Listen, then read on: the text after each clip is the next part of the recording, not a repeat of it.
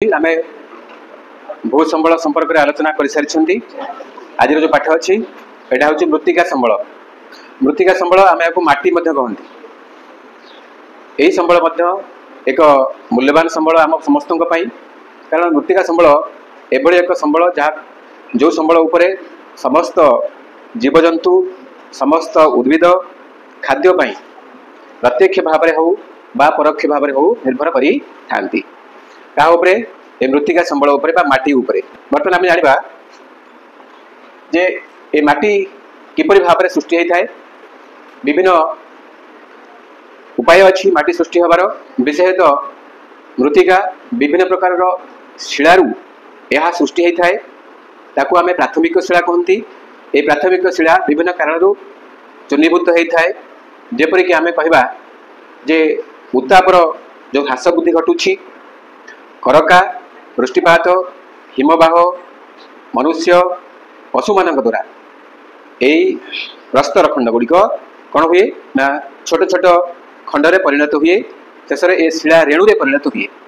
शिला रेणु परिणत हो गले माटी हो गला नुहे। शिला रेणु परिणत होगा से जल वायु एवं अन्यान्य जैवांश ये सब मिसिकी माटी तैयारी हुए। मन रखा माटी हूँ नवीकरण योग्य संबल। कई यह नवीकरण अयोग्य संबल कही कारण माटी तैयारी पई हजार हजार वर्ष लगे। मात्र 200 मी बहर जदि माटी तैयारी होची तले सेथिपई हजार हजार वर्ष समय लगुच। यही कारण जो कई कहती जे यह हूँ एक नवीकरण अयोग्य संबल। आम जानिले जे प्रथमे शिला चूर्णीभूत है। चूर्णीभूत शिला वायु जल एवं अन्यान्य जैवांश ये सब मिसला परे कौन हम ना माटी परिणत हम।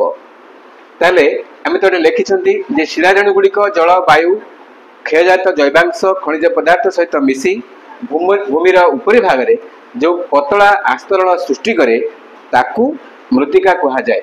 मृत्तिका एक यौगिक पदार्थ कारण ए विभिन्न प्रकार उपादान मिसिकी अच्छी से यह हूँ एक यौगिक पदार्थ।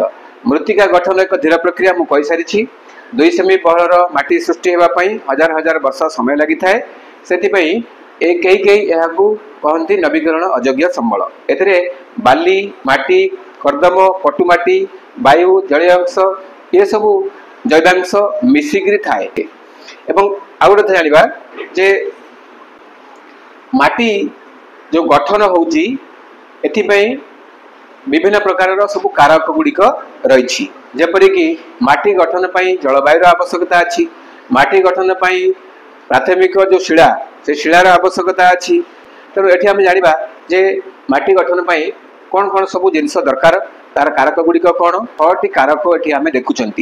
मृत्तिका गठन पाई नंबर 1 है पृष्ठ संरचना। विभिन्न प्रकार शिला अच्छी अच्छे ना नहीं। रूपांतरित शिला अच्छी आग्नेय शिला अच्छी आउ अवक्षिप्त शिला अच्छी। शिला 3 प्रकार आम देखुंट। पृष्ठ संरचनाटा केमिति अच्छी है ताकू प्रथम देखा पड़ो।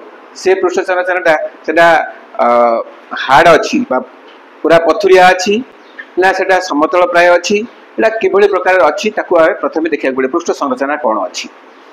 भूपृष्ठर ढालू उच्चा जदि भूपृष्ठ ढालू अधिका रोची ताहले कौन हम ना से जगह शिला से क्षय पर विभिन्न कारक गुड़िक द्वारा से सब कौन हम क्षयित अंश तलू पलि आसो से जगह रहीपर ना परिवाहित होकर अन्य स्थान को स्थानांतरित होदी खाल अंचल अच्छी ताहले चारिआडू से जगह को आसिक जमा होकर से मृत्तिकार आस्तरण जो मोटेटा अधिका हम। तापर जलवायु जलवायु है वृष्टिपात तापमात्रा ये सब जलवायु कारक गुड़िक। तापमात्रा जो कम बेसी होची वर्षा परिमाण केते होची कोडी बेसी होची कोडी कम होची ये सब होला जलवायु नियामक। तापर होची प्राकृतिक उद्भिद उद्भिदर जो गछ पत्र गुड़िक सब रहिला तार विभिन्न प्रकार अंश रहिला फल रहिला मूल रहिला चेर ये सब तले पड़िकी से जैवांशर परिमाण वृद्धि पाई थाए। आम यदि मरुभूमि की जीवा ताले मरुभूमि देखा जे सेठी जो प्रकार माटी सृष्टि होची जंगल एरिया रे माटी अलग भाव में सृष्टि होची कारण मरुभूमि तो गछलता ना तेणु से जैवांश आसब कुआड़ू तेणु जो गछलता गुड़िक रही अधिका तेणु से जगार जैवांशर परिमाण अधिका तेणुक माटी गठन में ये प्राकृतिक उद्भिदर भूमिका रही। जैवांश जैवांश कौन जीव मान अंश धर कौन गोटे प्राणी मरीगला तार जो मांस हाड़ ये सब से माटी मिसिला नहीं कि सेटा हूँ जैवांश। तेणु प्राणी मान मल मूत्र सब विभिन्न प्रकार अंश विशेष जहाँ कौन करा ये माटी मिसी जाऊँगी एवं माटीर जैवांश को वृद्धि कराऊँगी। तेणु ताहा मृत्तिका गठन में एक फैक्टर्स बा कारक अटे। समय आमे जते अधिक समय दबा आमे माटीर बहुलता सेते अधिका पाइबा। तेणु माटीर बहुलता अधिका पाइबा लगी हेले आमको अधिका समय दरकार कम समय रे आमे कम बहर माटी पाइबा नहीं कि। तेणु कौन स्थान जब खालुआ अंचल अच्छी से स्थान को जब अलग आड़ू माटी माटी परिवाहित होकर आसूची तेणु जिते अधिका समय तेणु से जगार मृत्तिकार बहुलता अधिका नेक्स्ट है मृत्तिकार सृष्टि आम जानले 2 सेमी बहर मृत्तिका सृष्टि होगापाई हजार हजार वर्ष समय लगी था। प्राकृतिक उपाय आ गोटे हूँ रासायनिक उपाय दीटा उपाय मृत्तिका सृष्टि होची। प्राकृतिक उपाय कौन ना मृत्तिकार गठन तार संरचना माने बालिया माटी अच्छी दोरसा माटी अच्छी नहीं पटु माटी अच्छी मटाला माटी अच्छी विभिन्न प्रकार माटी अच्छी भिन्न भिन्न प्रकार माटी रे भिन्न भिन्न प्रकार उपादान थाए सब प्रकार माटी रे सब प्रकार उपादान न थाए नहीं कि आगतक माटी जैवांश अधिकार अच्छी नहीं है। ये हूँ प्राकृतिक प्रक्रिया रे सृष्टि होता माटी रंग रंग कौन धरा जाऊ जदि गोटे मूल पत्थर प्राथमिक जो शिला तार रंग जदि लाल अच्छी ताल से माटी तार रंग कौन हम लाल हम जदि से शिलार रंग कला अच्छी ताल माटी कौन हम कला हम तेरे प्राथमिक शिलार रंग उपरे ये माटीर रंग भी निर्भर करे। रासायनिक प्रक्रिया हूँ आमर मृत्तिकार अम्ल अंश केतक मृत्तिकार अम्ल अंश अधिका थाए आउ केतक मृत्तिकार अम्ल अंश कम थाए यहाँ हूँ रासायनिक प्रक्रिया जमी गोटे उदाहरण तुमको दिज्व धर वायु अम्लजान अच्छी अंगारकाम्ल अच्छी अंगारकाम्ल आउ अम्लजान ये जल सहित मिसिकी जो लुहा गुड़िक रही लुहा गुड़िक कौन कलंकी लगी से लुहा गुड़िक क्षय होगा से माटी होगला तेणु सी जो माटी है यहाँ रासायनिक प्रक्रिया सृष्टि होता माटी जो कि लौहांश से अधिक परिमाण में कि नहीं से भाई माटी लवणतार मात्रा अधिका होची अम्लतार परिमाण अधिका रोची कम रोची यह हूँ रासायनिक प्रक्रिया केमिकल प्रोसेस।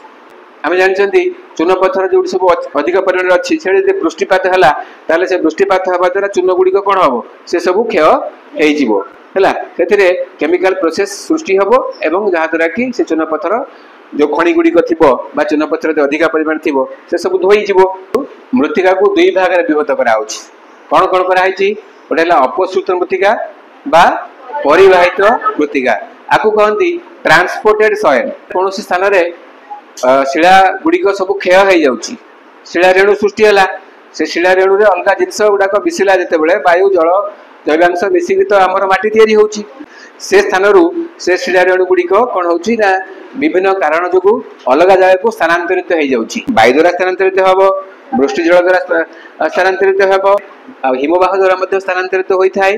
तेणु विभिन्न कारण कारक गुड़िक द्वारा मृत्तिका कौन हुए स्थानांतरित होकर गोटे स्थान अन्य स्थान जाकि मृत्तिका तैयारी हुए से मृत्तिका कहुए अपसृत मृत्तिका बा ताकू कहुए परिवाहित मृत्तिका ताकू ट्रांसपोर्टेड सॉइल कहती। बड़ी पानी जो माड़ी जाए ना से बड़ी पानी मारीगला बड़ी पानी साधारण भाव में बड़ी पानी छाड़ी जाए आम देखते जे जमी रे पटु बसी जाइए से पटु सब कौट आसला से पानी आसला से पानी रे विभिन्न प्रकार जो जैवांश माटी अलग जहाँ उपादान गुड़िक आसला से सब से बसीगला माटी बसिक पटु रहीगला से जो पटु माटी यहाँ हूँ आमर अपसृत माटी बा परिवाहित माटी ये गोटे उदाहरण। आउ गोटे है जे आउ गोटे हूँ लोएस माटी कौन पवन द्वारा परिवाहित होता माटी राजस्थान में कौन हुए ना से पवन बेग अधिका रही से सब उपर स्तर जो बाली पतला पतला कणिका गुड़िक से सब पवन में बहुत दूर को उड़ी जाए एपरिक से सब हजार हजार किलोमीटर पर्यंत उड़ी जाकि अन्य एक स्थान में जाकि जमा हुए जो पवन बेग धीर हो जाए से जमा हुए ताकू कहती लोएस कौन कहती लोएस है ये क्या द्वारा सृष्टि है यहाँ पवन द्वारा सृष्टि है अपसृत मृत्तिका बा ट्रांसपोर्टेड सॉइल अटे। तापर हूँ अवशिष्ट मृत्तिका। अवशिष्ट मृत्तिका कौन जो शिलारेणु सृष्टि है शिला भांगिक खंड विखंडित होगा शिलारेणु है से माटी तैयारी है आउ कुआडे गला नहीं ट्रांसपोर्टेड है नहीं परिवाहित है नहीं ताकू आमे कौन कहबा अवशिष्ट मृत्तिका बा रेसिडुअल सॉइल। एबे तो बुझियला। नेक्स्ट देखिबा मृत्तिकार प्रकार भेद। वर्तमान मृत्तिकार आमे देखिबा जे क्षयजात शिलारेणुर आकार और परिमाण को विचार करी मृत्तिका को चारि भाग में विभक्त कराई। नंबर 1 पटु माटी, बालिया माटी, दोरसा माटी आउ मटाळ माटी। ताले केते प्रकार जानले एठी 4 प्रकार माटी कथा जानले। आउ ए जो कुहागला दोरसा माटी कुहागला दोरसा माटी कुहागला ये दोरसा माटी हला ये तीनटा माटीर समान परिमाण जदि मिसई दबा ताहले हमकु दोरसा माटी मिलिबो। बालिया माटी तो जानते जो माटी रे अधिक परिमाण रे बाली अंश थाए ताकू आमे बालिया माटी कहंती। मटाळ माटी साधारण आमे देखुछन हमर ए बिल बाड़ी रे जो माटी अछि आमे जतरे धान चाष करूचंती से माटी गुडी को होछ सब कोन मटाळ माटी। एटा जल धारण रो क्षमता आर अधिक अछि। एथरे यदि वर्षा होउची ताले से वर्षा जल को धरि के रखुची किंतु बालिया माटी हेले कोन वर्षा जल धरि रखि परबो कि ना से वर्षा जल एथरे अवशोषित हेई जिवो। दोरसा माटी एटा हो गोटे भल माटी जो कि एथरे चाष करबा को मध्य भल होई थाए आउ एथरे विभिन्न प्रकार रो फसल मध्य कर जाय थाए। उर्वर माटी हिसाब रे एहा को हमें मान्यता मध्य देई थांती। आ पटु माटी भी से बेले भाबरे एहा मध्य उर्वर माटी विशेषतः नदी पठा अंचल रे नदी कूल अंचल रे पटु माटी देखा जाय थाए। आम जानते यही पटु माटी भारतर उत्तर रे जो उत्तरस्थ समतल भूमि रही जे भारतर उत्तर रे जे उत्तरस्थ समतल भूमि रही यह हूँ पटु माटी रे गठित। गंगा नदी, ब्रह्मपुत्र नदी, सिंधु नदी ये नदी गुड़िक द्वारा ये पटु माटी तैयारी होती है। आम ता संपर्क में पढ़ा डिटेल्स भारत में विभिन्न मृत्तिका संपर्क में आम आलोचना करवा। नेक्स्ट है जलवायु द्वारा प्रभावित होइतिबा मृत्तिका आकु दुई भाग में विभक्त। जलवायु सब तो सामान ना केतक स्थान में वृष्टिपातर परिमाण अधिक रही आउ केतक स्थान में शुष्क रही है। केतक अंचल हेवी रेनफॉल होउची आउ केतक बिल्कुल वर्षा ना। राजस्थान एरिया रे वर्षा ना होउची कि तेणुक ताकू नहीं माटी अलग अलग होता है। किपर भाव देखा यहाँ हूँ पेडलाफर मृत्तिका। पेडलाफर मृत्तिका हूँ जोटा कि आर्द्र जलवायु अंचल में यहाँ देखा जाए। आर्द्र जलवायु अंचल जो वृष्टिपात परिमाण अधिक अच्छी जगार कौन हुए ना विशेषतः माटीर जो ऊपर अंश जो थाए आमर चून अंश रहा फस्फरस रहा ये सब जिनस गुड़िक जैवांश रहा ये सब धोई हो जाए। अधिक वर्षा है ना वर्षा जल से सब कौन हम धोई हो जाए कि जहाँ रही हूँ हेवी जिनस जहाँकि धोई हम ना। ए कौन रही ना ए विशेष भाव में लौह अंश गुड़िक अधिक परिमाण में थाए। आलुमिनियम अंश लौह अंश ये सब अधिक परिमाण में थाए ये माटी ये माटी कहती पेडलाफर मृत्तिका। यहाँ हूँ विशेषतः लाल मृत्तिका भाव में दक्षिण भारत में देखा था। लाल मृत्तिका कहीं कहुए ना से लौह अंश अच्छी। तापर है पेडोकाल मृत्तिका। पेडोकाल माटी यहाँ तार उल्टा है यहाँ जमी आर्द्र जलवायु अंचल देखा जाए यहाँ आमर कौन देखा जाए शुष्क अंचल देखा जाए जो वर्षा होना वर्षार परिमाण बहुत कम अच्छी से जगार कौन हुए ना मृत्तिकार उपर अंश तो आगे जीवार ना चून पत्थर ता रहा जहाँ सब अच्छी फस्फरस ये सब जिन रहा तेणु सी माटी आउ कड़े धोई जीव ना। विशेषतः यहाँ आमर देखा जाए कौन यह कम अम्लीय और अधिक क्षारीय थाए। चून अंश अधिक थाए चून अंश रही अधिक खार रहा ये माटी विशेषतः आम उत्तर पश्चिम अंचल देखा जाए जोटा कि राजस्थान कथा कहुच्छी।